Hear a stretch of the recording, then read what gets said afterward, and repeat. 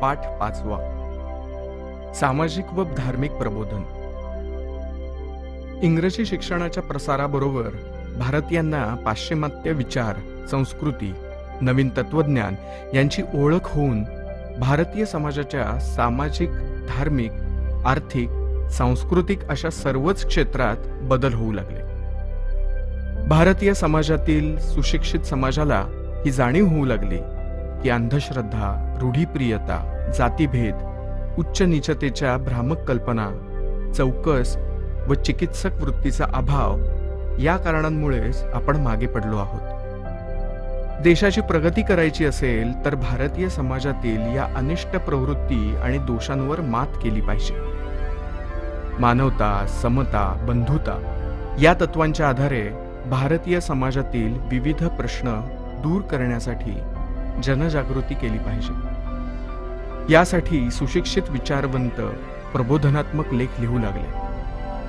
तत्कालीन भारतात सुरू झालेल्या या वैचारिक जागृतीलाच भारतीय प्रबोधन असे म्हणतात. या धर्मसुधारणा आणि समाज सुधारणेच्या पर्वाबद्दल आपण या पाठात शिकणार आहोत. ब्राह्मो समाज स्थापना. राजा राम मोहन रॉय यांनी इसवी सन 1828 मध्ये बंगाल प्रांतात केली.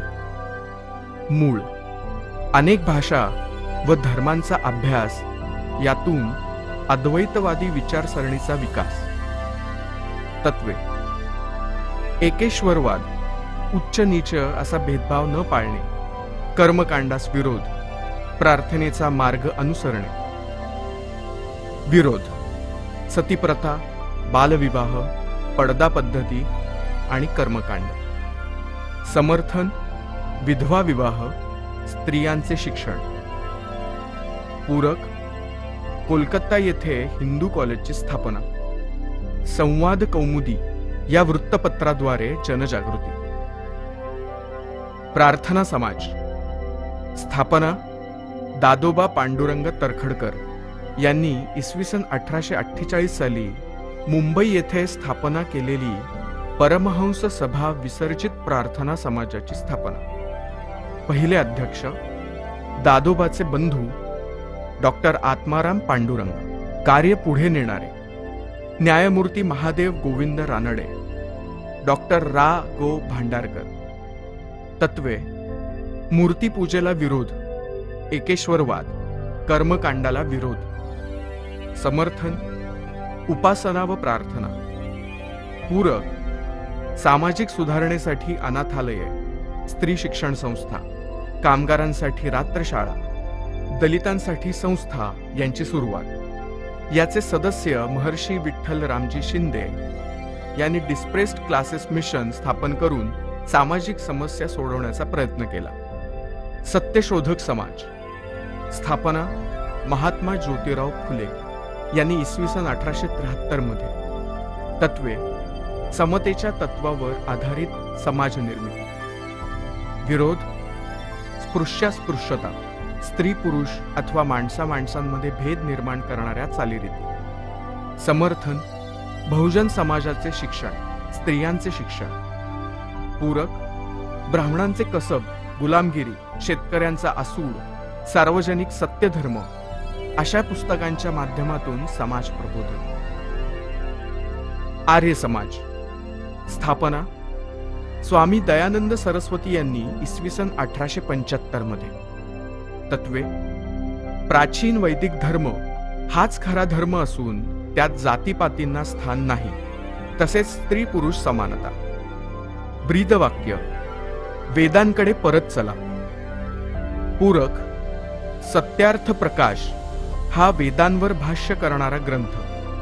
भारतभर शाखा तसेच ठिकठिकाणी शिक्षण संस्था उघडल्या. रामकृष्ण मिशन स्थापना रामकृष्ण परमहंस यांचे शिष्य स्वामी विवेकानंद यांनी इसवी सन 1897 मध्ये. कार्य: दुष्काळग्रस्तांना मदत, रोगी दीनदुबळ्यांना औषधोपचार, स्त्री शिक्षण, आध्यात्मिक उन्नती या प्रकारे लोकसेवा. पूरक: इसवी सन 1893 मध्ये अमेरिकेतील शिकागो येथील विश्व धर्म परिषदेत हिंदू धर्माचे प्रतिनिधित्व. संदेश: भारतातील तरुणांनो, उठा, जागे व्हा व ध्येय प्राप्त होईपर्यंत थांबू नका. आत्तापर्यंत आपण पाहिले की कोणकोणत्या स्थानांची स्थापना झाली आणि त्यांनी कसे कार्य केले. आता आपण हे पाहूया की वेगवेगळ्या समाजात सुधारणा कशा घडून आल्या. शीख समाजातील सुधारणा. शीखांमधील धर्म सुधारणेसाठी अमृतसर येथे स्थापन झालेल्या सिंग सभा संस्थेने शीख समाजात शिक्षण प्रसार आणि आधुनिकीकरण घडवून आणले.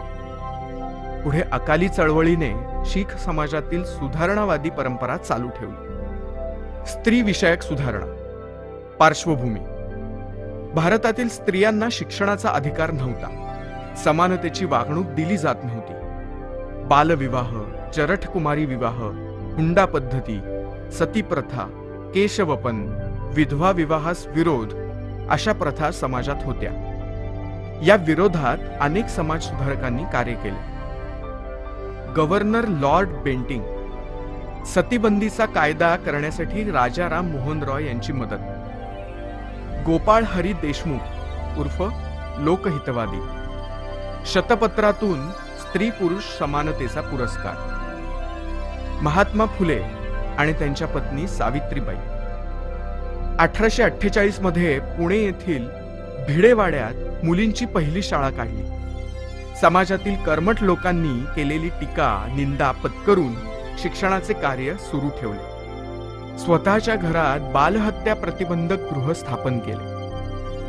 केशवपनाची पद्धत बंद व्हावी म्हणून नाभिकांचा संप घडवून आणला. पंडित ईश्वरचंद्र विद्यासागर, विष्णुशास्त्री पंडित व वीरेशलिंगम पंतलू विधवांच्या पुनर्विवाहाला मान्यता मिळवून देण्यासाठी विशेष प्रयत्न केले.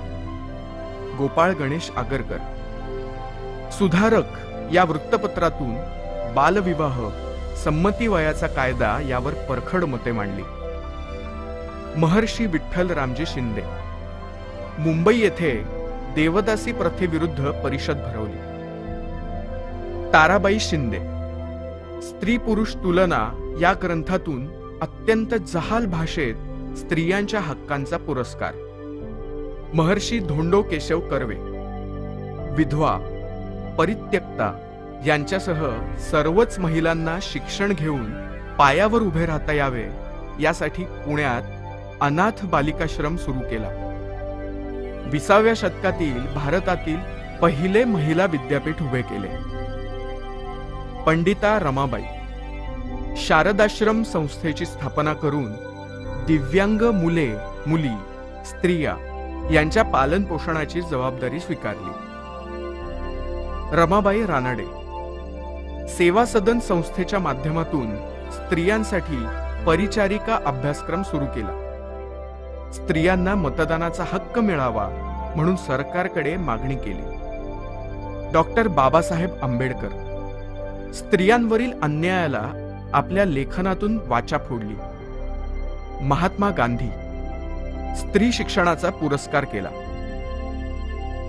परिणाम: स्वातंत्र्य चळवळी दरम्यान मोलाचे योगदान दिले. समाजातील अन्यायकारक प्रथा बंद पाडण्यास मदत झाली. स्त्रियांच्या प्रश्नांना वाचा फुटली. स्त्रिया स्वतःचे विचार लेखनातून मांडू लागल्या. शिक्षणामुळे जीवनाच्या सर्व क्षेत्रात त्या कर्तृत्व गाजवू लागल्या. कृती: समाज सुधारकांनी स्त्री शिक्षणाची सुरुवात केली नसती तर काय झाले असते बरं? थोडासा विचार करा. आजच्या काळात स्त्रियांच्या जीवनात शिक्षणामुळे कोणते बदल घडून आले आहेत असे तुम्हाला वाटते? आजही स्त्री शिक्षणासाठी प्रयत्न करण्याची गरज आहे असं तुम्हाला वाटते का? जर होय तर कोणते प्रयत्न करायला हवेत? मुस्लिम समाजातील सुधारणा चळवळ. अब्दुल लतीफ. मुस्लिम समाजातील धर्म सुधारणेला त्यांनी सुरुवात केली. बंगाल प्रांतात द मोहम्मदन लिटररी सोसायटी या संस्थेची स्थापना केली. Sir Syed Ahmad Khan. Mohammedan Anglo Oriental कॉलेजची स्थापना. पुढे याचेच अलीगढ मुस्लिम विद्यापीठात रूपांतर. पाश्चात्य शिक्षण आणि विज्ञान यांचा अंगीकार मुस्लिम समाजाने केल्याशिवाय त्याची प्रगती होणार नाही, म्हणून पाश्चिमात्य विज्ञान व तंत्रज्ञानाचा पुरस्कार केला. हिंदू समाजातील चळवळ. हिंदू समाजाला सन्मानाचे स्थान मिळावे म्हणून 1915 साली हिंदू महासभा या संघटनेची स्थापना झाली. पंडित मदन मोहन मालवीय बनारस हिंदू विद्यापीठाची पायाभरणी केली.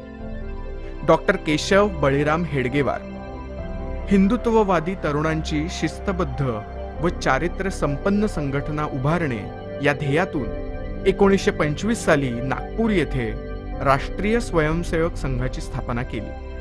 स्वातंत्र्यवीर वी. दा. सावरकर. रत्नागिरी येथे हिंदू धर्मातील सर्व जातींना मुक्त प्रवेश असणाऱ्या पतितपावन मंदिराची निर्मिती केली. सहभोजनादी कार्यक्रम राबवले.